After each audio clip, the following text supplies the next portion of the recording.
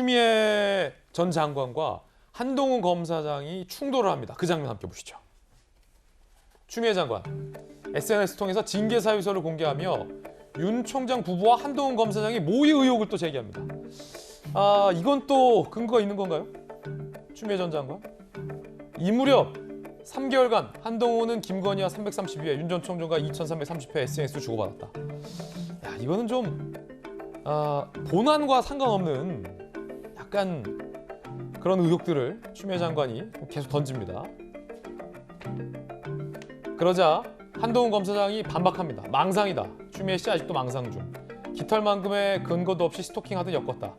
공무상 비밀 정치적 목적 위에 불법 누설, 법적 조치를 검토하겠다.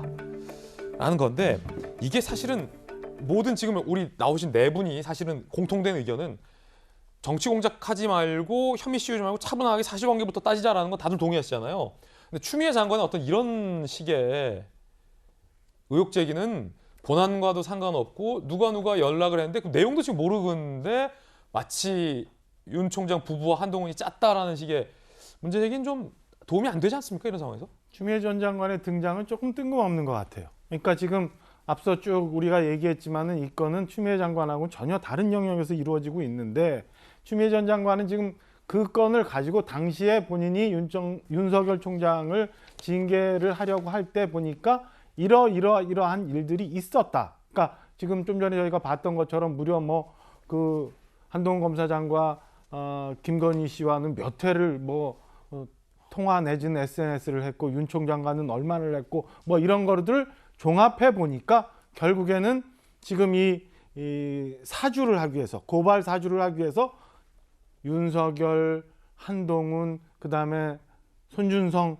등등이 다 모의했다라는 일종의 짜맞추기식 추론을 좀 갖다 얘기를 하시는 건데요. 저는 왜 여기서 추미애 장관이 또 저런 말씀을 하시는지 잘 이해를 못하고 그 전에 한동훈 검사장과 유시민 이사장과의 공방에서 보듯이 저는 한동훈 검사장이 이 건에 대해서 그냥 넘어가지 않을 거라고 믿고 있고 그래야 된다고 생각을 하기 때문에 이 건은 본안과 별개로 또다시 법정 공방 통해서 저는 진실이 드러날 거라고. 그럼 그때 그 결과에 대해서 저는 이 추미애 장관이 잘못된 추론을 했다면 정치적인 책임도 져야 된다고 생각을 합니다.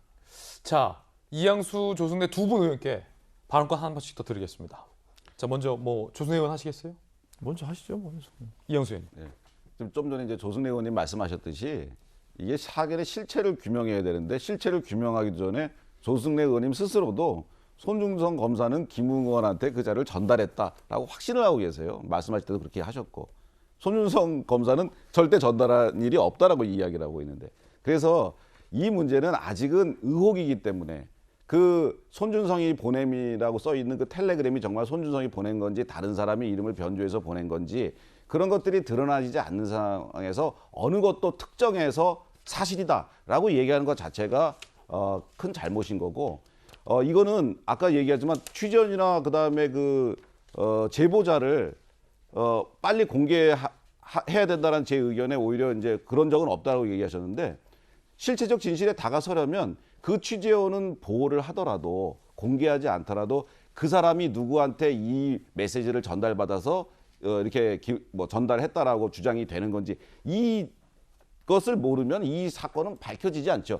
이게 밝혀지지 않고 계속 이렇게 어둠 속에 감춰놓고 의혹 제기만 계속하면서 윤석열 후보에 대해서 상체기를 입히는 거 이것이 그동안 대선 때 있었던 전형적인 그 정치 기술자들의 이 술책이었죠. 이런 것이 국민들의 어떤 선택이나 이런 것에 왜곡적인 영향을 준다면 이건 민주주의의 후퇴거든요. 그래서 민주당이 이 부분에 대해서 좀 더 냉정하고 차분하게 나왔다 이거 끝났다 그러고서 막 달려들 게 아니고 그러다가 나중에 정말 사실이 아닌 거 들려면 정말 불나방처럼 좀 그 공당의 위신이 땅에 떨어지는 거 아니겠습니까? 그래서 제보자를 통해서 좀 더 확실한 사실을 알아보는 게 어떤가 하는 말씀을 드립니다. 근데 민주당에서도 이렇게 공격을 하는 거에 근거가 김웅 의원의 발언이잖아요. 앞서 말씀드렸던 것처럼. 김웅 의원이 오늘 이 의혹을 제기한 매체와 과거 전화 통화한 내역도 돼 있는데 김웅 의원이 말을 조순애 의원 말씀 주신 것처럼 굉장히 애매하게 하고 있어요. 예컨대 검찰 쪽으로 또 받은 것 같다. 그러니까 내가 전달한 것 같다. 그랬다가 초기에는 그 중에 하나는 내가 좀 작성했던 것 같은데 그거는 또 뭐 윤 총장 쪽에서 필요해서 나에게 좀 전달한 걸 수도 있다. 기억이 하지만 안 난다. 아니 이게 뭐 어쩌자는 거죠? 아니 그러니까요. 이게 이제 이양수 의원님도 평소와 다르게 약간 좀 격한 단어들을 사용을 하시는데 예 그렇습니다.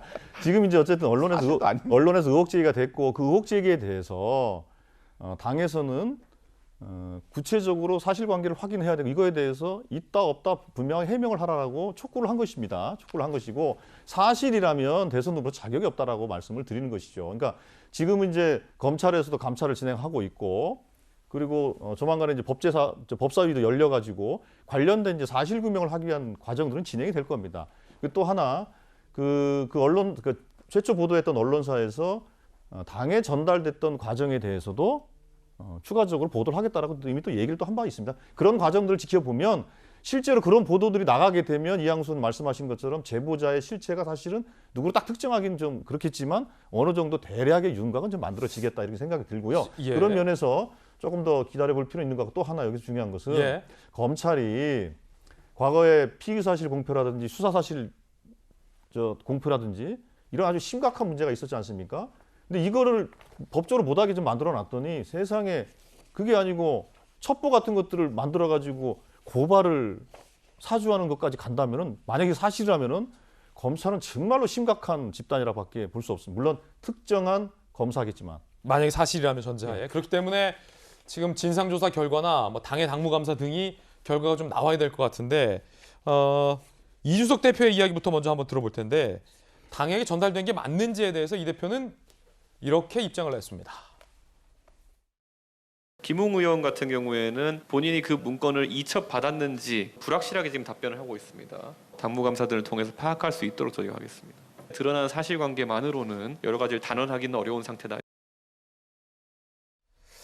자, 당대표도 김웅 의원이 발언을 애매하고 있다라고 하죠. 손준성, 김웅 두 당사자인데 손준성 검사는 작성하지도 않았고 전달한 바도 없다. 그런데 김웅 의원은 왜 발언을 애매하고 있을까? 이준석 대표의 지적이었습니다. 여권, 대권 주자들의 발언도 준비되어 있습니다. 들어보시죠. 본인이 적폐 그 자체였던 것 같습니다.